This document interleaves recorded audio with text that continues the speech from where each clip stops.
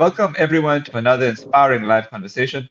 Today we're honored to be joined by Farah Manjoo, a mental health practitioner, empowerment coach, holistic wellness advocate, and the founder of Baraaqa Coaching and the Sanctuary Studio. Farah has dedicated her life to helping people reconnect with themselves through evidence-based coaching, mental health support, yoga, meditation, breathwork, sound healing, and holistic well-being. Her journey of overcoming depression has become the foundation of our mission to empower others to heal, grow, and live with purpose. In today's conversation, we'll explore the story behind her journey, the vision that inspired Baraka Coaching, and the Sanctuary Studio, the growing role of holistic healing in modern life, and practical tool that anyone can use to improve their mental, emotional, and well-being, physical well-being. Whether you're seeking healing, personal growth, or simply curious about the connection between mind, body, and spirit, this promises to be an insightful and uplifting conversation. Please join me in giving a very warm welcome to Farah Manjoo. How are you, Farah? Good, thanks. I am well. Awesome. All right, Farah. Your personal journey from overcoming depression to becoming a mental health practitioner, empowerment coach, and holistic wellness advocate has inspired many. Looking back, what experiences shaped the person and professional you become today? I think it's the quality of resilience, being able to overcome life's challenges that could have crippled me, that could have made me feel stuck in that trauma or state of victimhood. But having learned a few skills and met the right people that then empowered me to find myself and to see more to life than what I was seeing in front of me, and that there was more that I could achieve, there was more I could be, and just rising above that. And I feel inner strength, having that strength to move past the difficulties in my life. So when I was going through depression, I was like in my second pregnancy, and Oh, okay. I had a lot of family issues, relationship issues, and I felt alone. So I didn't know who to turn to, who to ask for help. And I think I had to rely on my own strength and my own resilience to get me through that.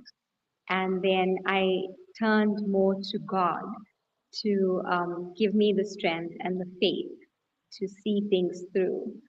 So I feel that that is the main factor that has helped me on my journey, having that spiritual connection, that faith, and being able to learn the right tools, meeting the right people that then I looked up to as a mentor, as a guide, and exactly what I do to help people, I was seeking that from someone.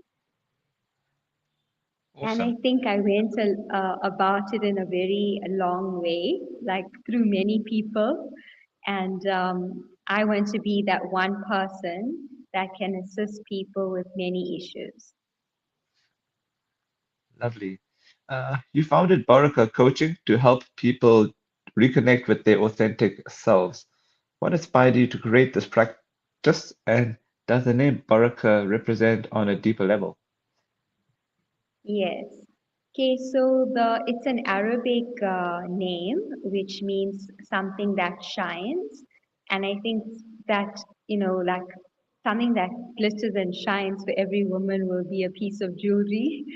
So it for me it resonates more with the diamond, even though the meaning of Baraka isn't diamond, it isn't a diamond as such, but I resonate with the diamond as being who we are in essence, like we are this pristine diamond. Um, that's that's our soul, our spirit, our true self, our authentic self. And I think in life we can only be happy when we're true to ourselves, when we are real, when we connect to this beautiful essence that we are that makes us unique. And I think discovering who you are and uncovering this authentic soul then allows you to be true to yourself and let that essence shine like a diamond. So I think that actually like comes back to your worth, your self-worth, your confidence in yourself, how worthy you feel, and that purpose that we all have that's unique to the other person. So there's no place for comparisons. There's no feeling of being not good enough. And that's something that a lot of women struggle with, self-esteem and confidence issues, self-worth issues. So I feel like Baraka is a place to unlock all of who they can be and more and let that true essence shine out. Awesome. The Sanctuary Studio has become much more than a wellness space. It's a sanctuary for healing, movement, and self-discovery. What was, sorry? Oh, no, I was saying, what was your vision when creating the studio, and what makes it different from a studio? Sorry, different. What makes it different from a traditional yoga or fitness studio? Okay, so the Sanctuary Studio was born from an idea, like it was just a dream. I didn't think it will materialize so quickly. So within 4 months, I built the studio, just having this fantasy of bringing women in my community together as a group collectively and for them to also empower each other, inspire each other, learn from each other, and grow on a personal level, mentally, emotionally, and physical. So I then embarked my journey on physical wellness with the fitness, the yoga, and the Pilates to encompass the physical aspect of healing as well through movement therapy. So when I had done all of that, education and upping my skills in those area of fitness and wellness, then I decided to build the studio, not knowing whether it was going to be a success or what was going to be the outcome in 2024, January. And it's been, 2 years now that it's grown into something amazing, where women from Stanger area and surroundings feel like this is their happy place, where they come as, in groups, they come as they are, there's no judgment, it's a safe space. And I think what makes it stand out compared to just any ordinary studio is that it's a heart-centered space where women just feel welcomed, no matter what background or where they come from. They feel seen and heard and valued for who they are. And I think that's my ethos is non-judgment and loving and acceptance of everybody. The Sanctuary Studio offers a diverse range of experiences, including yoga, sound healing, meditation, breathwork, workshops, and holistic therapies. How do these practices work together to support someone's mental, emotional, and physical well-being? Yes, so I'm all about holistic wellness, that a person has to work on their mind, body, and soul, and also their emotional wellness. So the type of programs that I put together, whether it's a class or a session, it covers all levels of consciousness. So we are working on the body through yoga, through mindful movement, through the fitness exercises, and then we also empower the mind through our positive affirmations and motivating them in achieving their goals. So mentally, helping people push through comfort zones and focusing on the things that they want to achieve. And then on an emotional level, people come into the space looking for positivity, looking for some motivation, and I feel like when they leave, they feel happier, they feel free, filled with joy. So it does have an impact on their emotional well-being. And I think like on a spiritual level, there's people that they come from all walks of life and it doesn't matter what religion they follow, but they also feel the energy of light and love here. So it's a very universal type of spirituality that we empower people with, where no matter what faith their personal faith or their personal beliefs are not compromised, where there's no indoctrination or preaching per se, but it's just strengthening their own beliefs and faith in whatever they are following to be good human beings at the end of the day. Okay. Many people are curious about sound healing, but have never experienced it. What actually happens during a sound healing session, and why do so many people describe it as deeply transformative? So the sound healing is extraordinary, mainly because it adds a different element to my work for stress management and relaxation. And I think like a lot of people don't know how to manage their stress. So the sound therapy is much needed with students, with career women, with families. I also use it for couples, males and females. So the whole family can actually benefit. Basically, the sound therapy, it's all about the instruments that we use. The type of sound healing instruments that I use is pure crystal quartz. So it would have been nice if I could one day do a demonstration. But on my socials, I do have videos of my it's crystal glass bowls that I import from Japan, and the type of materials, it resonates with the cells in the body. It has the same molecular structure. So when you sing the bowls, it's called singing bowls because it has a harmonious tune that resonates with the vibration in the body, and it changes the brain waves. And it also resonates with the water element in the body. As we know, that sound distorts or crystallizes the water. So when you play the sound in a therapeutic way, there's a technique, then the body responds where it unlocks the body's intelligence to heal itself. It also changes the brain waves from beta to uh, theta and very deep meditative states to alpha and theta.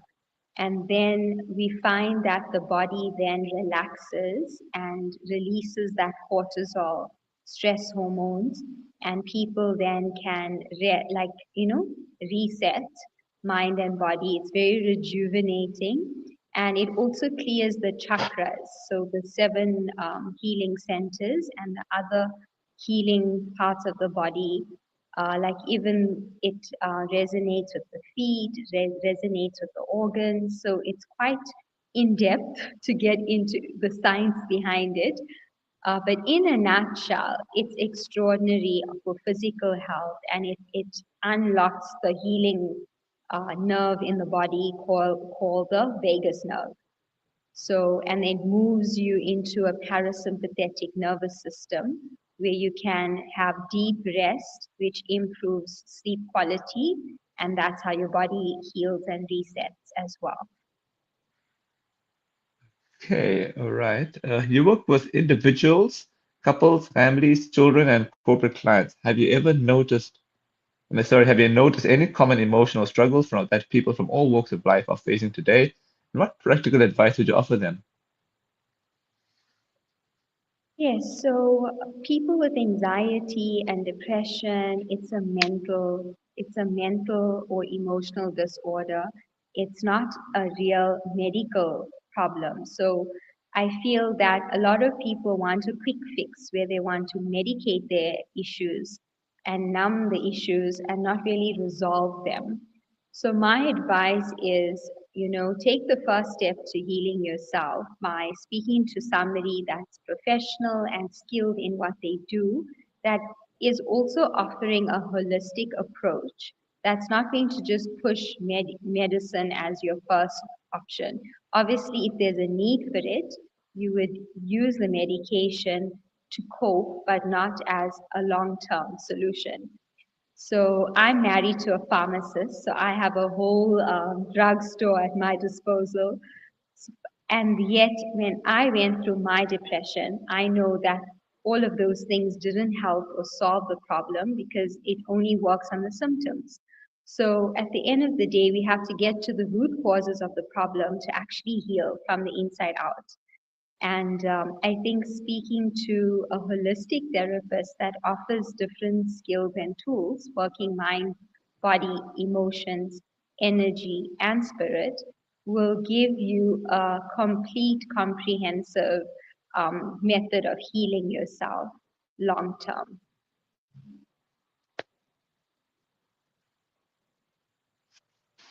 All right. One of your strengths is combining evidence-based coaching with holistic healing, wellness practices to create. Sorry. One of your strengths is combining evidence-based coaching with holistic healing modalities. Sorry, I think I'm reading your question wrong. Forgive me about that. That one of your strengths is combining evidence-based coaching with holistic healing modalities. How do you strike the balance between modern psychology and ancient wellness practices to create lasting transformation? Yes, so there isn't one cap fits all. So it depends where the person is at in their lives, you know. Some people are not ready to talk about the issues and maybe they need to move through movement therapy that they're also releasing. So the somatic way of healing yourself is through movement. So that I would suggest yoga and meditation and breath work with them. And people who are ready to speak to a therapist or professional, I actually would then do coaching and talk therapy for them to release things and get things off their chest.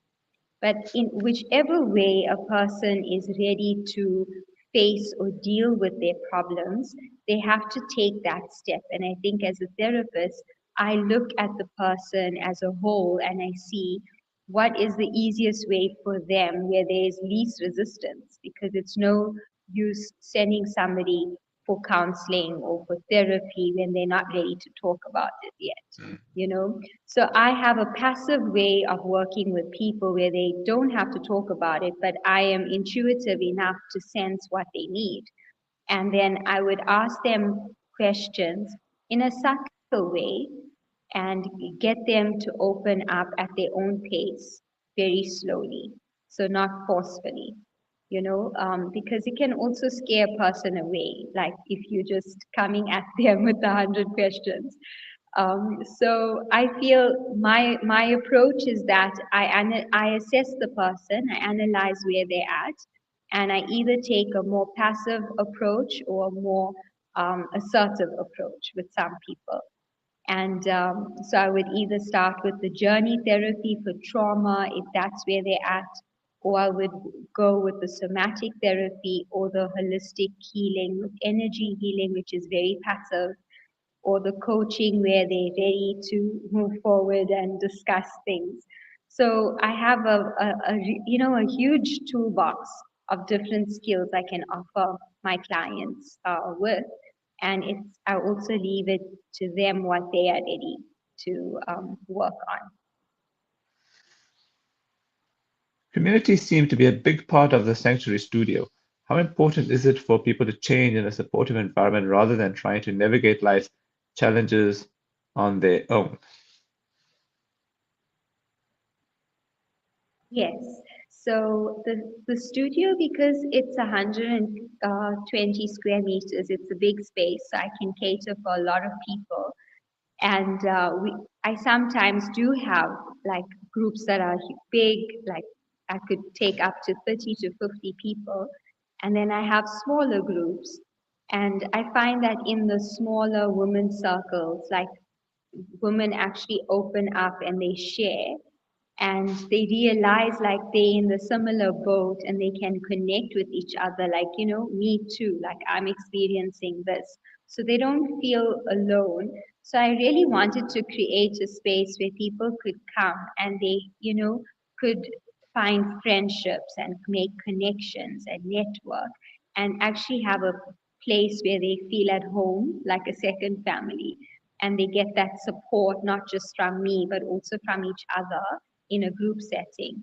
So that was my vision when building the studio, was to create that sense of community with women. And also I started that with students, like students in matric, they go through like a mental breakdown. But having like 10 students coming together talking about what they're going through, they actually don't feel alone in that, and they don't feel like they're the only ones falling apart. And then we kind of do the stress management and solution, focusing on solutions as a group. So it makes such a difference and it has a positive impact. Okay. One of your strengths is combining evidence-based coaching with holistic healing. Oh, I think I've asked you that question. Yes, Uh, I've answered that. okay. Yeah, okay. All right. As someone who continues to, oh no, sorry, I think I got this one right. The community seems to be a big part of the Sanctuary Studio. How important is it for people to Yeah, heal in a supportive I environment? think I Oh, answered sorry. that one. Oh, yeah. Okay. Yeah, sorry. My bad. As someone who continues to study, grow, and expand your expertise, what have your wellness journey and lifelong learning taught you about resilience, purpose, and leadership? Yes, so I feel like personal development and self-growth is vital, even when you feel like you have healed from your trauma or healed from your past or from a mental disorder or physical health issue. But to continue, like maintenance, to be consistent with a daily practice that feeds you on a mental level, that helps you to feel fit, well, and healthy on a physical level, having an exercise program, and then also working on filling your soul, finding a spiritual practice that resonates with you, whether it's meditation or journaling or being in nature. I mean, there's different ways that we connect to God. So I empower women and students with creating a routine, because I think that has helped me to nip the depression in the bud and not regress back into that. Because with depression, it can pull you down into a low vibration, and you just wallow in that pity party and feeling sorry for yourself, and you can easily get stuck in that again. So I think you have to maintain your positivity, your positive mindset, and it's all about what you do on a daily basis that counts. So creating a regular practice, a personal practice that you can do for yourself, 1 hour a day, something for your body, something for your mind, something for your soul. And I actually learned that from my one of my mentors, Robin Sharma. He's Oh, self mastery coach, and that had really made a positive impact with my resilience and my discipline. And I also empower my clients to make time for themselves in the first part of the day, like an hour in the morning or in the evening, because everyone's life is different. And then you can always go to the gym or visit your therapist or hang out with friends and do things as a collective. But you need to give that time for yourself to fill your cup and you'll fill your soul with goodness and with light, and start your day or end your day on a positive note. all right. I will get to my final question and then I'll get to the comment questions. So, all right. The Okay. last question. Yeah, finally, for someone watching today who feels overwhelmed, disconnected, or simply knows they want more from life, what first step would you encourage them to take toward healing and discovering the best version of themselves? I think the first step to healing yourself, no matter what it is that you need to heal, is to love yourself, is to build self love and self acceptance that comes as a couple. And when you learn to love yourself, you then become kinder towards yourself. You speak better to yourself. You stop judging yourself, and you stop being hard and critical towards yourself. And when you are able to treat yourself with more kindness and love, you find that the people around you mirror that. They also um, they deal with you or treat you and interact and communicate with you in a more positive way. And that's the first start to healing. But if you're looking for a practical tool, I would say self care equals self love. So the more things you do for yourself that benefit you and your well being, you adding to your self love, like joining a breath work class. Say if you're not into moving your body yet, you're in the still baby steps, just doing some breath work, doing some meditation, putting on a face mask, um, taking a walk on the beach. The little self care routine, like building it into your routine, and you do it and it makes you feel happy and helps you connect with yourself. You are telling yourself that you are worth it, that you're enough, and that you indeed lovable, and that you deserve this. So keep on doing little things for yourself, and it just collects like brownie points that you really are worth it, and that self worth is what we all need to heal, and we need to empower ourselves with. And I feel a lot of people that I've worked with have something in common, especially in our communities where they don't feel enough and their value is always attached to external things. So we have to really come back to ourselves and feel valued and valuable based on who we are and not what we have or what we can do, but just who we are in essence. That's enough. Okay, all right. Yeah, this is from Rish Chitan. Dear Farah, thank you for an informative pod. What is the difference between holistic healing and modern psychological treatment? I know I should not be asking this, but which Mhm. healing is preferred? So I cannot say one is better than the other. It also depends on where you at in your life, and if you've been on meds, if it's early stages of depression or early stages of an anxiety disorder. So it all depends on the person. But I can only speak for myself, having overcome depression in my 20s after having my second child.